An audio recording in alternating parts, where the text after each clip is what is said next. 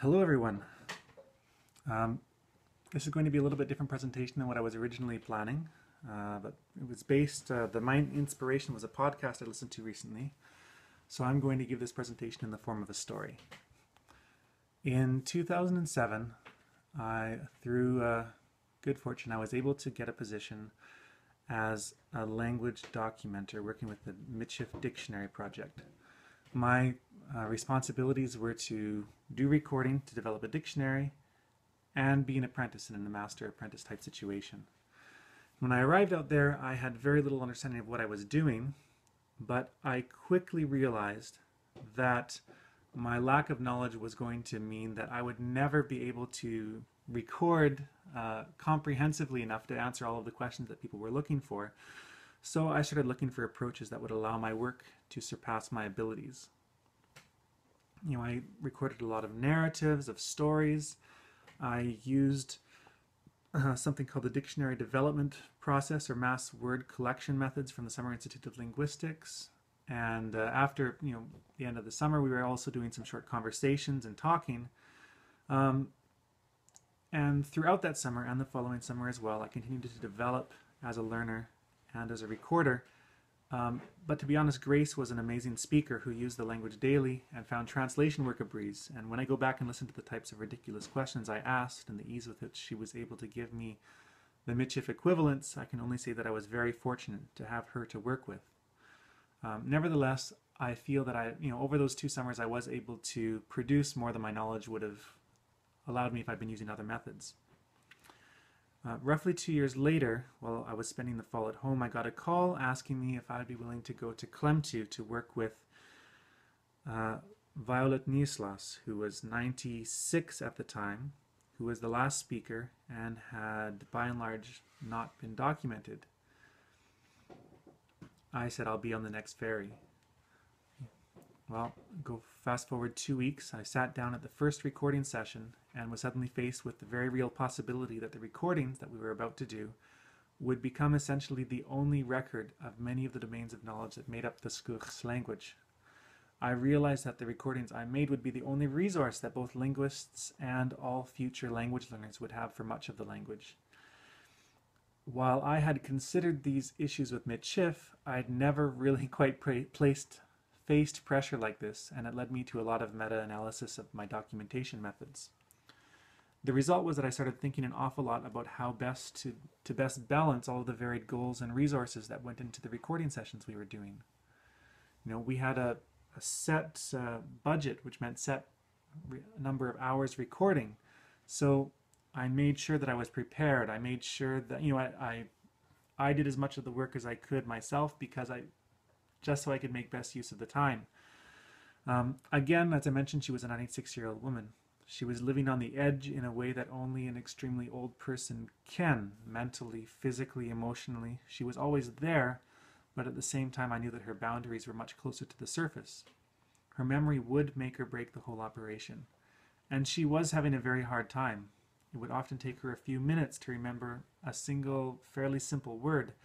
And I started spending much of my time recording, coming up with scenarios that could jog her memory or reduce the mental effort required to dig up Schuch's ways of expressing the concepts from the semantic domains we were targeting, linking ideas together, tying in with memories. For example, if she couldn't remember the word for car, I would try, well, do you remember when the first car came to Klemtu? And you're at your house and you hear something outside and one of your friends says, Violet, come look, there's a, at the dock. You would say, it might fail, or she would say, oh, I remember now, it's Igum. I found that if I didn't push her on a subject, but simply moved on when she said she was done, I could sort of slide back to it later in a roundabout way and perhaps get what we were trying for in the first place. And I found that the more creative I was with my scenarios, the more I was able to sidestep and move on from frustrating moments, the longer we were able to record, eventually working to where we had a daily routine of 4 hours of recording with a break for some fresh-baked pie, which she still made but no longer sold in the community so as not to encourage diabetes. As we spent more and more time together, we began to be able to tease each other, laugh about things. Humor became more and more a part of what we were doing, and our recording sessions became more and more something that we both looked forward to. It wasn't just the quantity of phrases that made our work a treasure to us, though that had jumped from 40 or 50 an hour up to a couple hundred. It was, it wasn't necessarily even the spontaneity or natural quality of some of the exchanges and setups that we were doing. It was the fun we were participating in, both in the moment and then later on while sitting and transcribing the sessions for hours and hours later.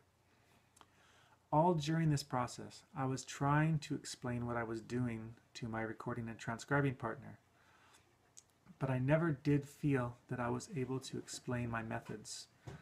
And even when I could explain them to where Angel understood them, I somehow wasn't able to teach them in a way that led to her being able to effectively use them. To a large degree, our differences were the result of my having 2 summers of experience, but it seemed like I should have been able to come up with ways of effectively sharing the skills as well as portions of the knowledge here and there. I recognize that some of this knowledge that I brought to the table was impossible to simply share. Being able to speak some other languages and having prior experience with documenting meant that my intuitions regarding potential ways of expressing ideas was very strong, and this was not a skill I could teach any other way than the way in which I had acquired it. But clearly my approach to asking questions, ways of interacting in an interview that allowed us to get more done or allowed us to get less contrived or translated material and instead document language that was more natural, this was something that should have been teachable. Fast forward another couple of years, and I was now working with the Nuchalk in Bella Coola through some contacts I'd made while in Clem2. And this situation was better in some ways, worse in others. There was more than just one speaker. There were both men and women, but some of them had gone far longer without speaking their language than had Nanny Violet. And their level of frustration and self-consciousness around the language was very much on the surface and dominated our work for the first few months. It was common for 10 minutes in an hour session to consist of a speaker talking about, how they really couldn't remember the language because of what had happened to them, and they really weren't the right person for the job, but it was really important, and my job in part relied on my ability to change the relationship that these speakers had with their language from one of being something precious but a lot of fear and frustration to something comfortable that they were happy using with me, with each other, in an environment where they could also go and then talk with students. After my first year working, primarily with 3 specific speakers, I took on a group of people to train in recording and transcription. Once again, I found that familiarity had led me to undervalue the skills I had developed and brought into my work. After several weeks of fairly intense training, the transcribers were doing really well. And after several weeks of but I still faced the same difficulties with training the recorders. They were doing good with the creativity of their questions and somewhat on the rest, but again, I really didn't feel that I had been able to train them as well as I wanted. At the same time as I was doing this training, I continued to understand better and better what it was that I was trying to do. Now, through the time that I'd been working in Clem2 and continuing into Bella Coola, another factor started to figure more and more prominently in my evaluation of what I was doing: health. Now, I won't go into too much detail, but I've had more than one elder show clear signs of reversing mental aging, for want of a better word, having their short-term memories improve, and the like. Beatrice Elliott in particular went from constantly falling asleep while recording, constantly forgetting the question or topic being discussed, and her family widely considered her to be going into dementia or already being in dementia, to the point 6 months later she translated an entire story she'd never heard before in one go before I could even start repeating it sentence by sentence. And she had entirely stopped losing her train of thought while recording, stopped nodding off, was always focused and there, and these abilities had extended into the entire rest of her life to where her family and friends and those who had known her considered that she had woken up again. So here I am thinking about health, and my recording. And early last week, I put on a podcast while driving. It's from This American Life, and the story was about a woman, Karen Stobbe, and it's episode 532, titled Magic Words.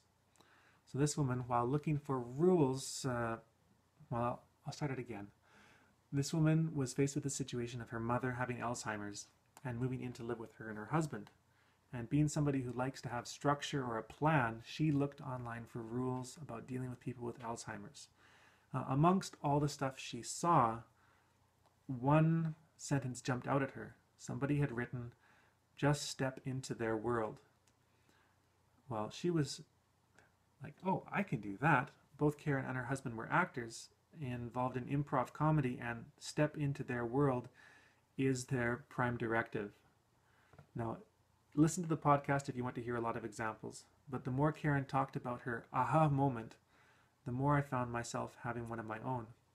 As she talked about choosing not to correct her mom when she was wrong, about going with the flow, about the importance of staying in the present, about the role of humor, about the importance of expressing what you were saying and feeling what you were saying with your whole body, I was struck by the similarities between people facing serious frustration over an inability to express themselves and access their disappearing memories, and my experiences with similarly vulnerable people who were trying to express themselves and access their memories from childhood, expressing both their own ideas and also the concepts that were needed in a world created by this talkative guy across the table.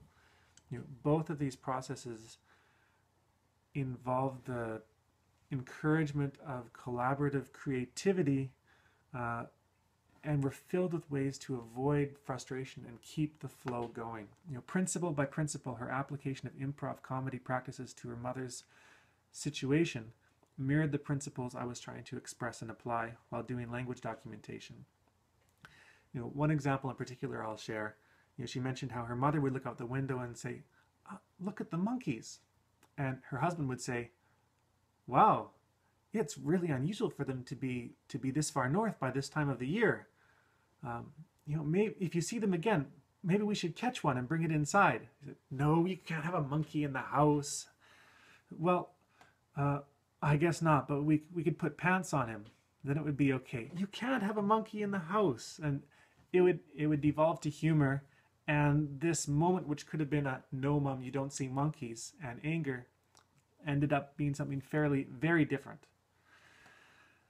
Now, for me, the excitement was not just the fact that somebody else was looking at the same things I was. The real cherry on top was when I went to check out her website, Karen Stobbe's website.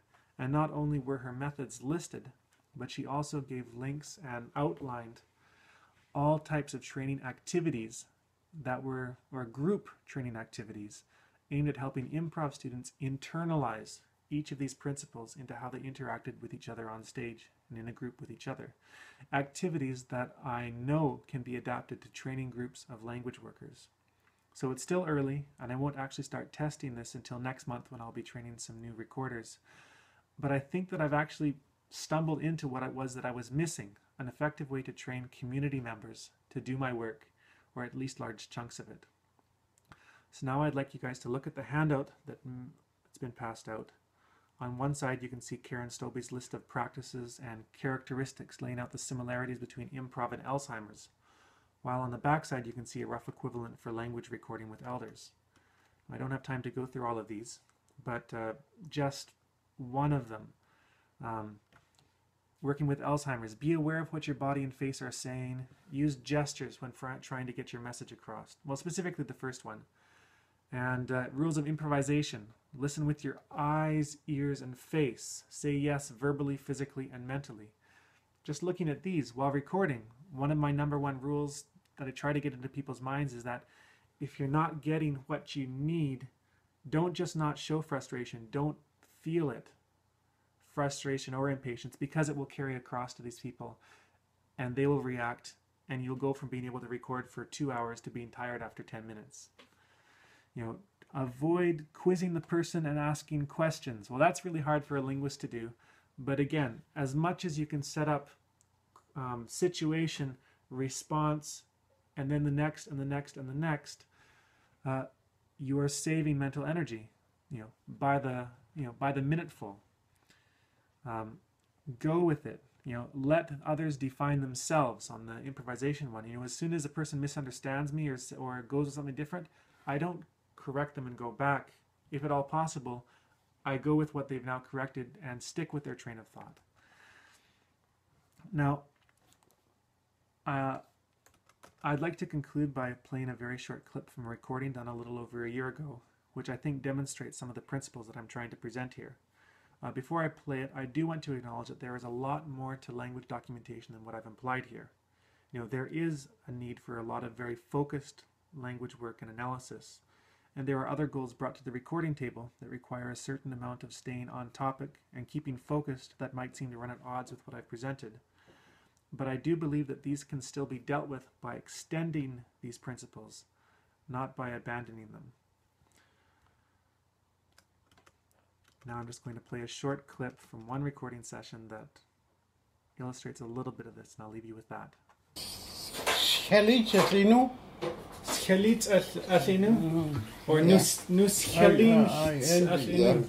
Yeah. I'm jealous of you. Okay. How could I say I'm jealous of Ili's dice because she's such a fast runner? Yeah, she knows she writes Schelit athinu.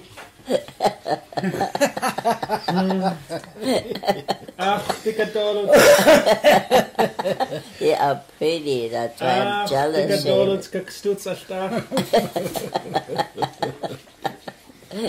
That's why I'm jealous with you. That's what you said to you.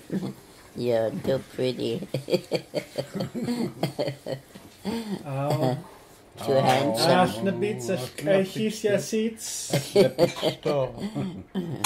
How can I say that's how God made me? I domste manstach. As I domste manstach. Ik de manstach dat I domst jullie wat dom.